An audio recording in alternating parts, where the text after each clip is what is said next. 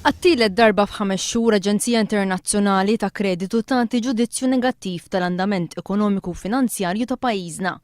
Wara li fil-bidu ta' Settembru tas-sena l-oħra l-Aġenzija Moody's kienet naqset ir-rating ta' pajjiżna minn A1 għal A2, fis-sigħat li għaddew l-istess aġenzija rġgħet naqset dan ir-rating minn A2 għal A3.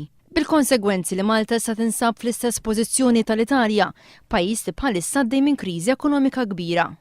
Min Unjoni Ewropea ta' 27 pajjiż, Moody's ħallit ir-rata ta' kreditu ta' 18 il-pajjiż l-istess. Pajjiżna kien wieħed mid-9 pajjiżi li ra reviżjoni negattiva tar-rating tiegħu.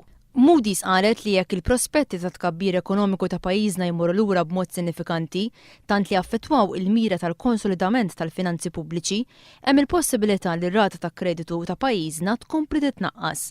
Moody's qalet ukoll li fl-istess ħin jekk ikun hemm titjib sinifikanti fil-finanzi pubbliċi ta' pajjiżna, ir-rata ta' kreditu terġa' titla' l fuq, xi ħaġa li Moody's stess iżda qalet li tiddubita kemm se sseħħ. F'nofs ix-xahar li għadda aġenzija oħra internazzjonali ta' kreditu, Standard & Poor's, kienet ukoll naqset ir-rata ta' kreditu ta' pajjiżna.